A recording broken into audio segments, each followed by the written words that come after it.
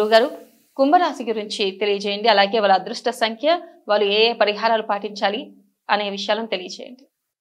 శోభకృతనామ సంవత్సరంలో కుంభరాశి వారికి ఆదాయం 11, వ్యయం 5, రాజపూజ్యం 2, అవమానం 6. ఆచితూచి తీసుకునేటటువంటి నిర్ణయాలు సత్ఫలితాల బాట పట్టిస్తాయి మిమ్మల్ని.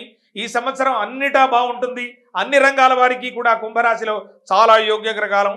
పనులు ఆలస్యమైనప్పటికీ కూడా నిదానంగా పూర్తి చేస్తారు. కుటుంబ సభ్యుల ఆరోగ్యంలో జాగ్రత్త అవసరం. ఆర్థికంగా ద్వితీయార్థం చాలా యోగించేటటువంటి పరిస్థితి. ఆర్థిక లాభాలుంటాయి. లోగడ పెట్టినటువంటి పెట్టుబడులు తిరిగి చేతికి అందేటటువంటి పరిస్థితి కనబడుతోంది. మిత్రులు శత్రువులుగా మారేటటువంటి ప్రమాదం.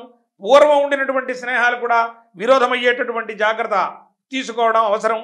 నేత్ర సంబంధితమైనటువంటి అనారోగ్య సమస్యలు ఉంటాయి, కొంచెం జాగ్రత్త వహించండి.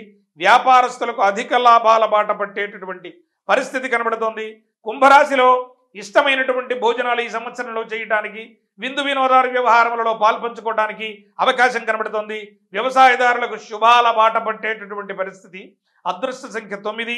హనుమాన్ చాలీసా పారాయణ చేయడం వలన అద్భుతాలు సృష్టించవచ్చు.